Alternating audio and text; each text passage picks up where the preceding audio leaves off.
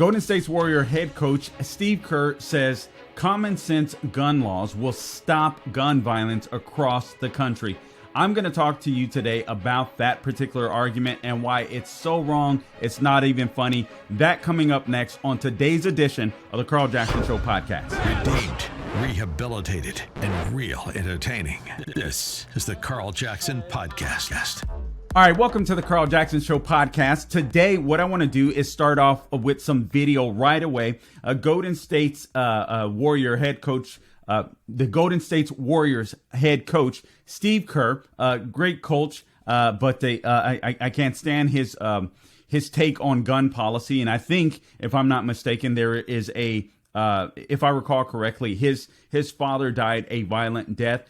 So Steve Kerr is big time anti-gun, as if that works. I'm going to explain to you why this doesn't work and why it's nonsensical. I'll briefly just rehash what happened in Sacramento, just so that you have, just so you understand what's going on and what Steve Kerr is reacting to. But first, here's the audio bite from the head coach of the Golden State Warriors, Steve Kerr. These are human beings. These are people who have been lost, and the thought of the mothers and fathers and sisters, brothers, daughters, and sons who are grieving right now with the loss of the people behind me is just devastating, particularly in the wake of what is just a common occurrence in our country, and an inability of our representatives in government of doing anything about it. For me personally, I follow this issue closely. We have a congressman from here in Napa, Mike Thompson, who was behind the legislation, the bill HR 8, which is the background check that has been passed by the House now 2 years in a row. That basically 85 to 90% of all Americans support, because the bill is based on background checks and just getting people to have to pass a background check before they're able to purchase a gun. The gun in Atlanta was bought that day without a background check. 8 people died as a result. So this bill was passed by the House. It hasn't even been presented in the Senate. It wasn't last year because of the makeup of the Senate. I imagine it will be presented to the Senate, this term. But I am just sort of at a loss for words at this point. We can't just sit here and accept that we're going to allow our fellow citizens to just mow each other down with weapons of war. It's the most disgusting thing that exists within our country. It's ridiculous. It's disgusting. It's devastating. There's so many people out there who are suffering. We have to do something about it. Our Senate has to do something about it. And most importantly, we need to acknowledge the people who are suffering today and try to keep there from being future victims and suffering family members in the future. So with that said, I guess we can move on to tonight's game. I know that's an awkward transition, but we felt it was very important to talk about this today. All right, so there you heard it straight from the jackass's mouth. What? He's a Democrat. All right. So anyway, listen, all right, let's just debunk some things just really quick here. I might go through a couple of his quotes or reiterate some of Steve Kerr's quotes to debunk the arguments. He mentioned that this is something that he pays close attention to. He mentioned that 85 to 90% of people agree with him. There should be federal background checks. All right, so he's uninformed. He's either uninformed or completely lying about the situation. First off, there is what's called a NICS background check. That is, you can go right on the web, search for it. That's with the FBI.gov. Anyone that has purchased a firearm legally, you have to go through the NICS background check system. Now, I have purchased several firearms. Every single time I've purchased a firearm legally, I have to go through this NICS background check system. And at one point in time, when I was when I was a former thug, after some period of time, this was BC. This was before Christ, people. So don't go crazy on me here. All right. But at first I tried to get a concealed weapons permit, and it took a lot longer because they had to figure out whether or not I was a convicted felon. I had to have some of my, thank God I never rose to the level of a convicted felon. I had a decent attorney. I hadn't committed violent crimes. So as a result of that, even though I had to wait longer, I was able to eventually get a concealed weapons carry permit. And so I've bought plenty of firearms after that. But every single time I have to go through this NICS background check system. So it's just a complete and utter lie. Also, let me just go ahead and address this before this argument comes up. Some of you might be listening to the podcast for the first time. As far as this gun show loophole, some people talk about that. I know Steve Kerr did not. In this instance, that does not exist. If you go to a gun show, which I have, and I've purchased a firearm or firearms before from a gun show, they do the same background check at the gun show that they would do anywhere else. The only difference might be there might be people in the parking lot that are making private gun sales, gun deals, and they have every right to do that. Just like you have a yard sale and sell away some of your personal stuff, people can sell away firearms if they want to. It's just a piece of metal. Now, those people, I do believe, have to be responsible. I've sold a firearm privately before, and I made sure that I took down the person's name, their phone number, their address. I got a picture of their ID, driver's license number, and all that kind of stuff. Wrote a notification that I was selling this firearm to this person, and I documented all of their information in case crap hit the fan.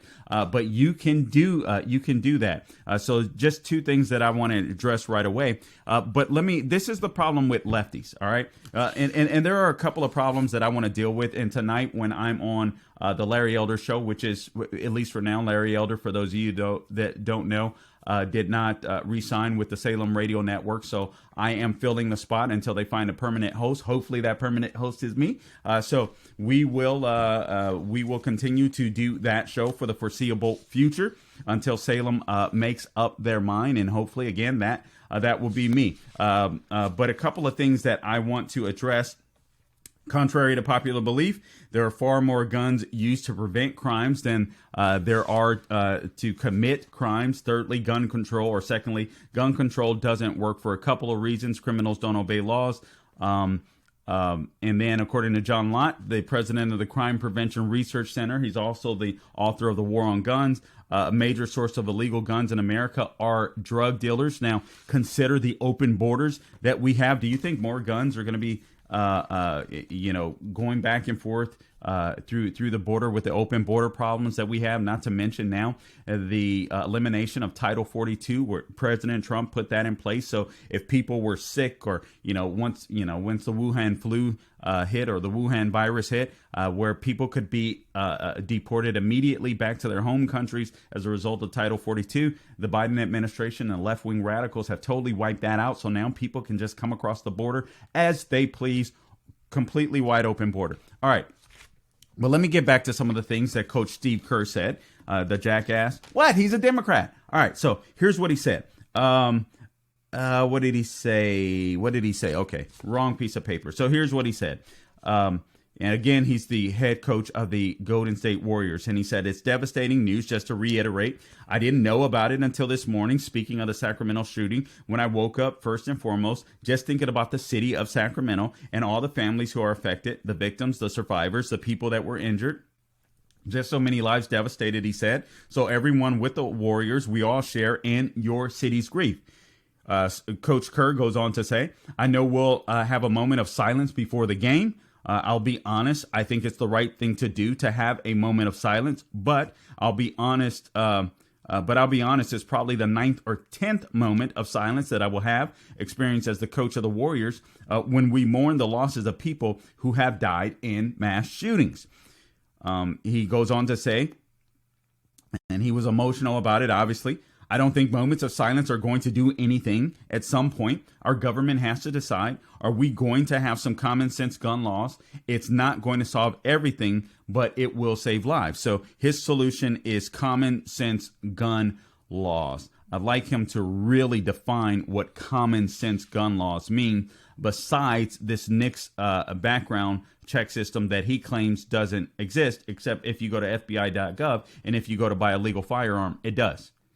So obviously Steve Kerr is not as informed as he would like to believe. Smart man, I know. I believe I believe the guy has the right intentions, at least in his heart. The problem is he's duped.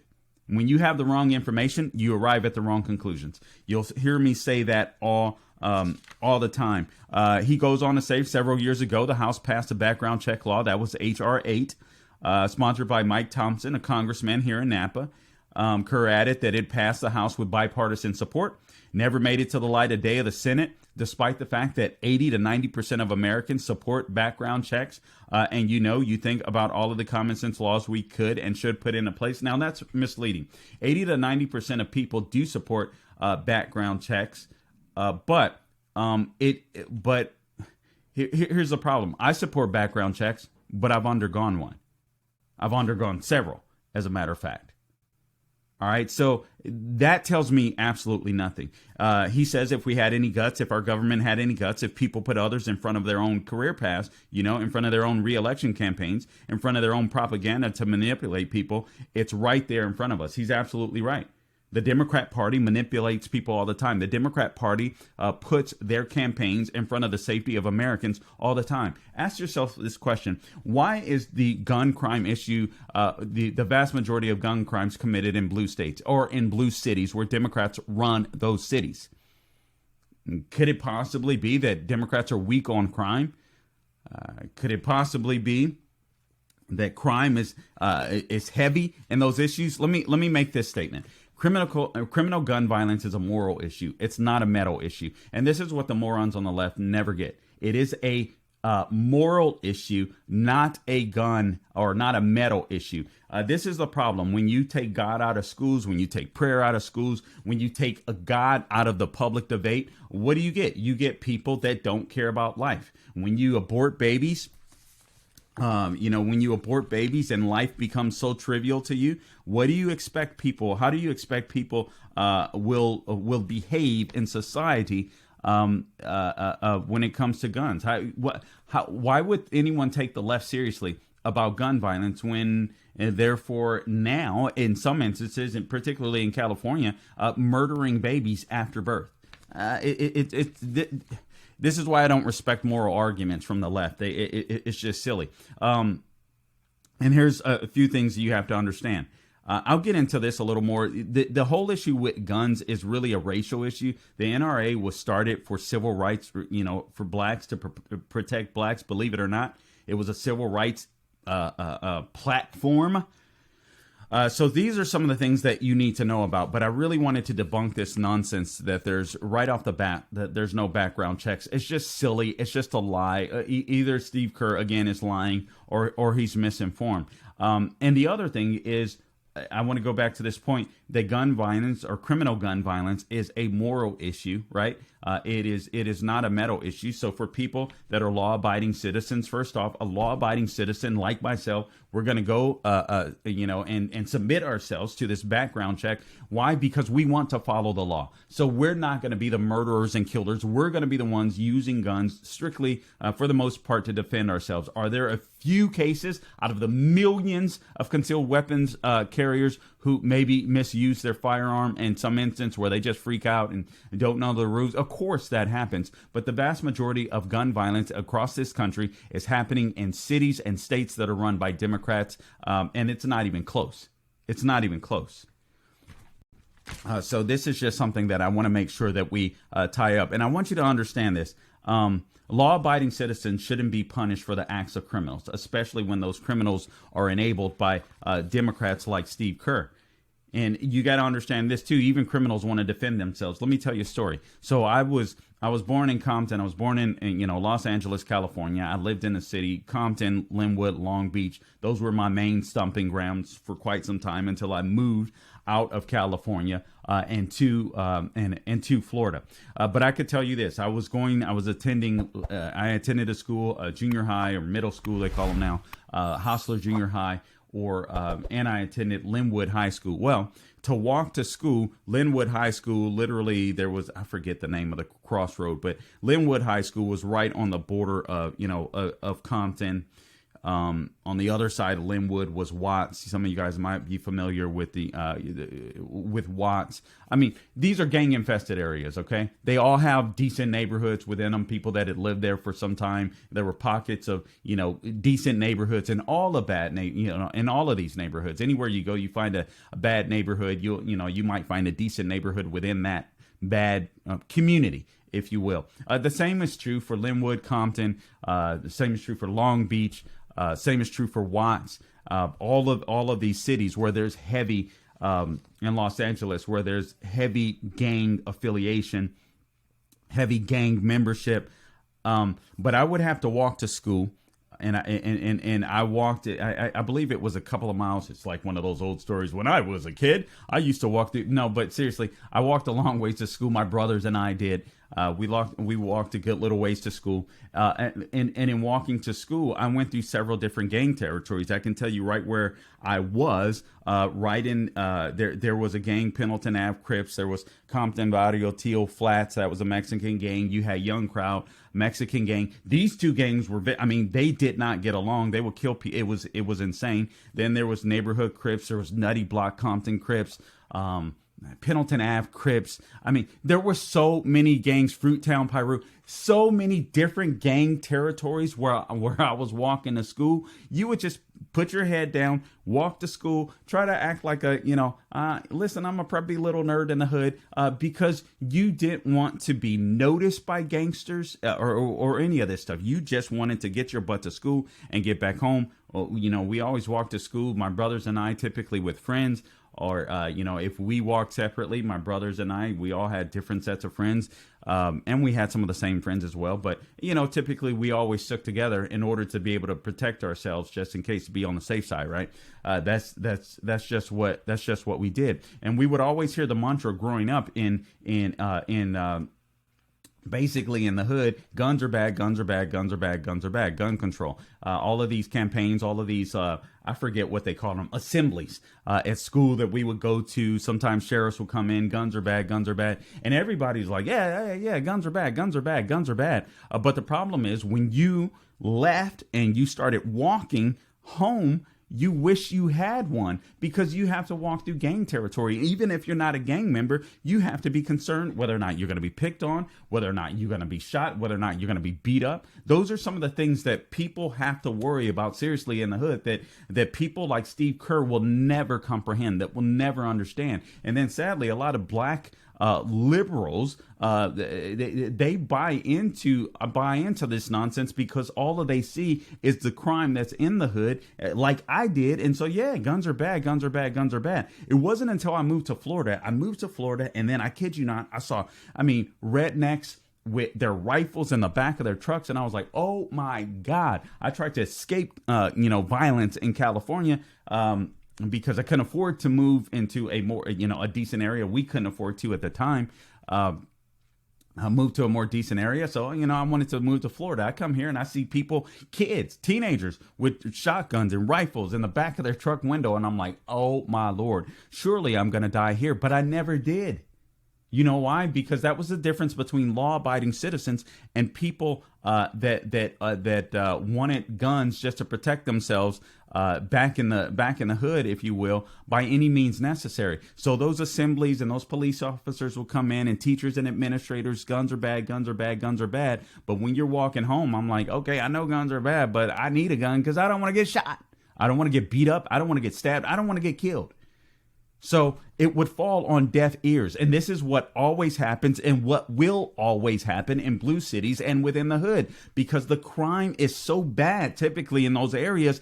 These administrators, these politicians, even sheriffs in the area could talk about no gun violence all they want. But as long as Democrats are in charge, there's going to be violence because they're horrible when it comes to crime. They remove God out of society and culture and in the schools. And they expect that when people don't have to worry about where their fate is or where their fate lies, if they don't have to be worried about being punished, not just here on earth, but eternally, guess what? They're going to do bad things. This is why God matters. This is why having morality in schools matter. All right. So let's just debunk a couple more of the lies. I won't stay on this too long because I want to get more in depth on the racial issue tonight when I sit in on the Salem Radio Network, formerly the Larry Elder Show.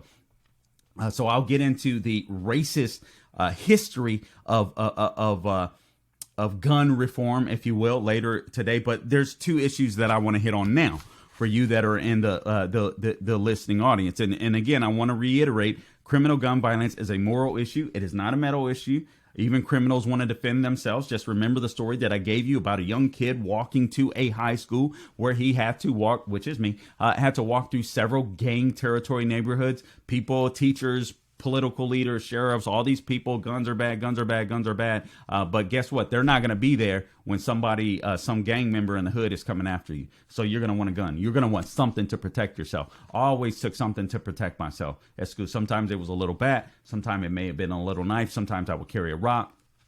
I always carried something. Always, because I did not want to get hurt. And then law-abiding citizens shouldn't be punished. See, we can't look to blue cities for the answers when they don't know what the hell they're doing.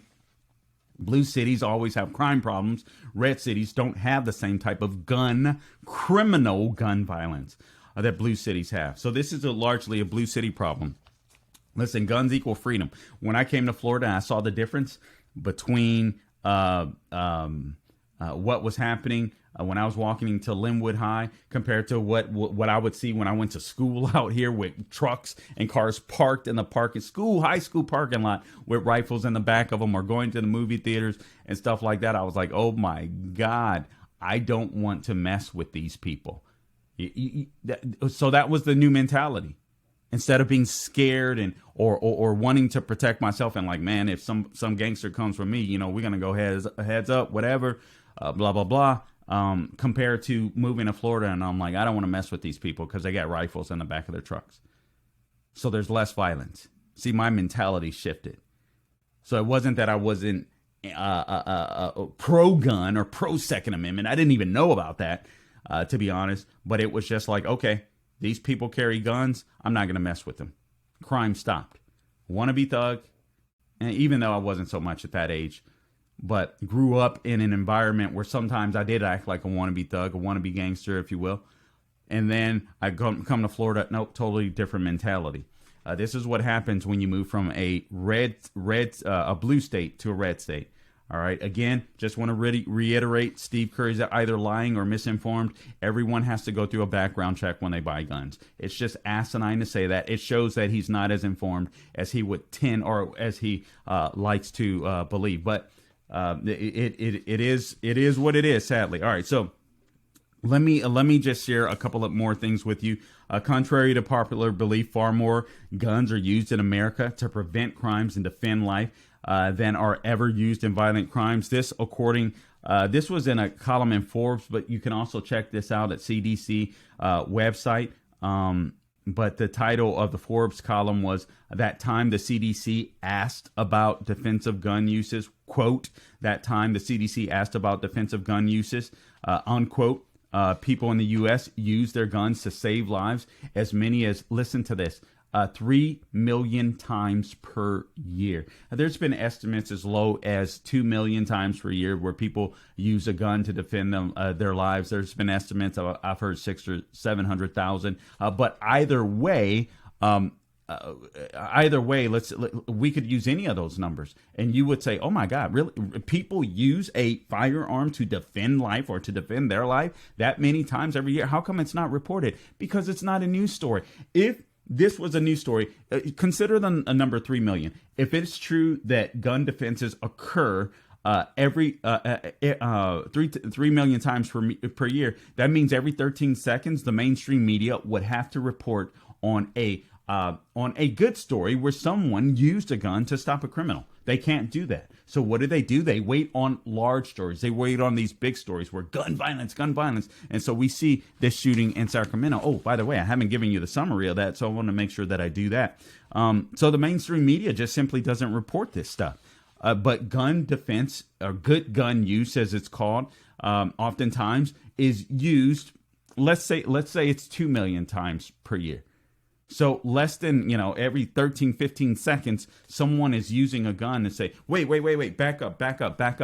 And the person oftentimes isn't shot. Sometimes all you have to do when you're a concealed weapons carrier and you see a criminal coming for you or wanting to hurt you, you can just pat that side, or you can listen. The laws are different, so make sure you check out the laws in your state. But if a criminal is coming for you, one thing that you want to say, I always try to look, wherever I'm going, because I just grew up like that. So I try to keep myself where I can turn my back to a wall to the best of my ability. I go into a restaurant. I want to see what's going on, who's coming in the front door. I look and see where I can exit, because my goal isn't to try to shoot a person, even if I have to defend my life. My first goal is to get the hell out of Dodge. So I want to run. That's, using a gun should be your the absolute last resort. No one wants to take anyone's life. No one wants to see a murder spike across the U.S. That's just insane. That's just it's just stupid. It's just silly.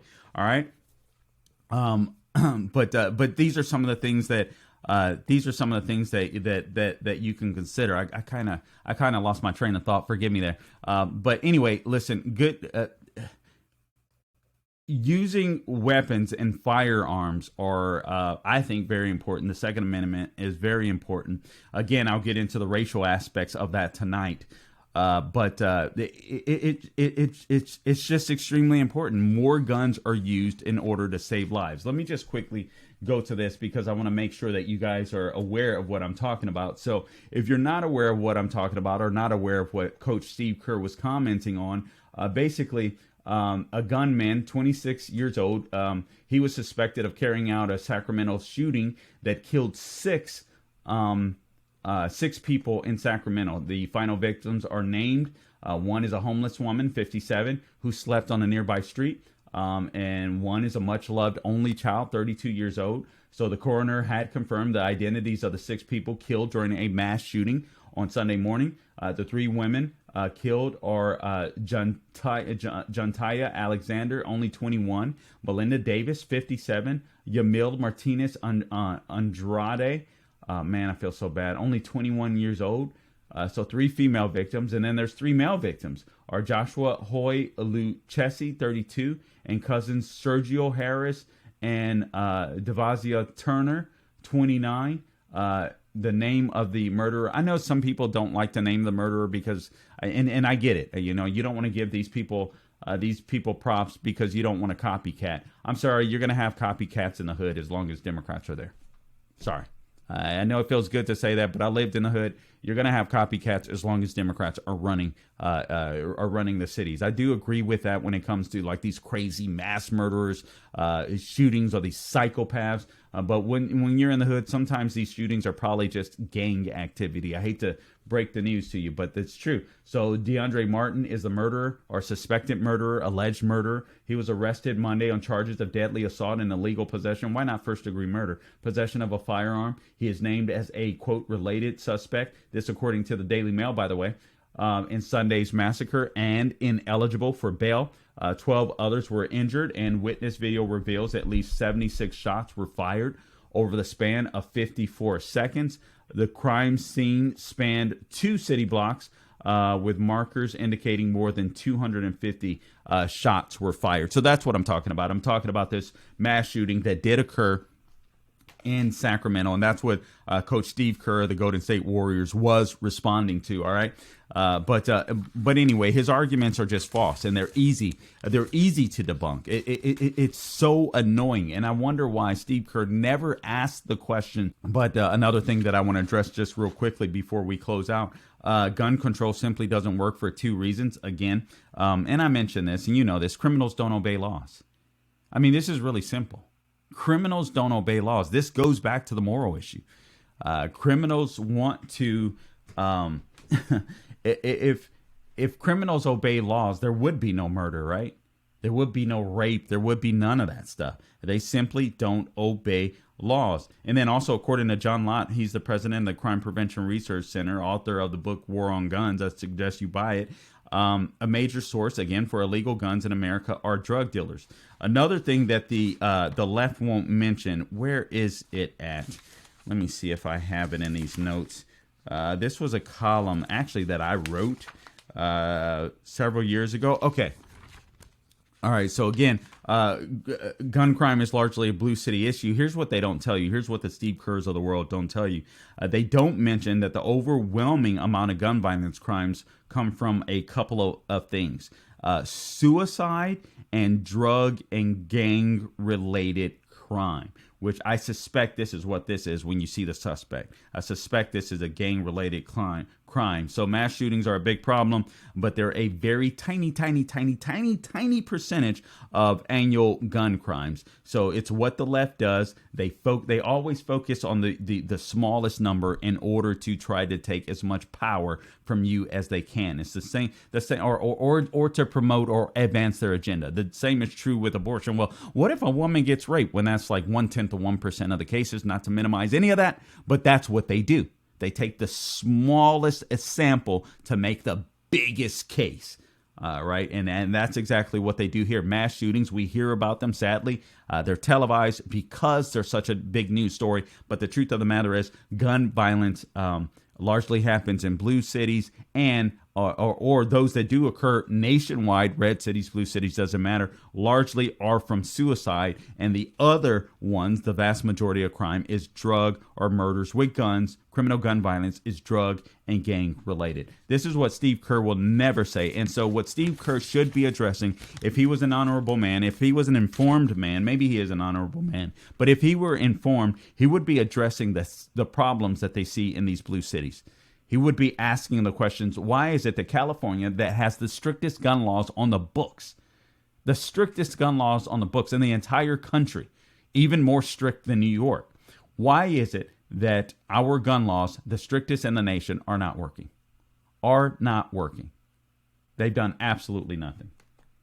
He should be talking about the defund the police movement. He doesn't have the courage to. He doesn't have the courage, or he's just uninformed. One or the other. Either way is bad. But bottom line, folks, listen, don't buy into this nonsense that more gun reform or common sense gun laws is going to stop crime. Not until you're willing to do what's soft on crime, Democrats. Not the number one issue. Not until you're willing to deal with the moral issue or the moral bankruptcy that exists in blue cities across the country. It's just not going to happen until you're willing to deal with we got a mass problem of fatherless homes in black communities. So young men are going out in the street and looking for affirmation from thugs. Until you're willing to deal with those real issues, you're never going to solve the gun crime issue. All right, guys, I appreciate you tuning in today to the Carl Jackson Show podcast. Guys, I need you to subscribe to the podcast. Please, Apple, Google, Spotify, YouTube, Rumble, wherever you can find the podcast, please like and share the podcast. I have three main objectives, and that is to restore the Judeo-Christian value system in America, and to divorce Christians, particularly black Christians, from the left. All right, I want to restore capitalism and the middle class, rebuild the middle class. I think that's important, and I want to make sure that I end fake racism. I can't stand these fake racism arguments. Black people, we're no longer oppressed in the United States. We are blessed. And so all these fake arguments like, standing against Ketanji Brown Jackson because Republicans are racist, all of this fake stuff, when it's based on her principles, her values, her ideology, or Colin Kaepernick calling the NFL, a slave field, basically, or playing for the NFL or playing for slave masters, just absolute asinine stuff like that. Jussie, or otherwise known as Juicy Smollett, pretending as if Trump supporters attacked him in a blizzard in the middle of Chicago. All of this fake racism stuff, it perpetuates the narrative that America is systemically racist, but unfortunately, all they have to show for it, the only evidence they have to so-called prove that America is systemically racist, is overwhelmingly a bunch of racial hoaxes. So it's stupid, it's asinine. I want to end that in America, where those people are shunned, where those people are mocked. All right, guys, I appreciate you tuning in to the Carl Jackson Show podcast today. Again, please subscribe: Apple, Google, Spotify, YouTube, and Rumble. You can follow me on Facebook, Carl Jackson Radio, and share it, Twitter, and Parler. Thank God Elon Musk has bought large shares of Twitter. Hopefully that'll mean good things for Twitter in the future, and for you and I, and for free speech, most importantly, right? All right, so until next time, don't grow weary, doing good. Join me on those places at Carl Jackson Show on Twitter, and Parler at Carl Jackson Show. Everywhere podcasts are found, subscribe.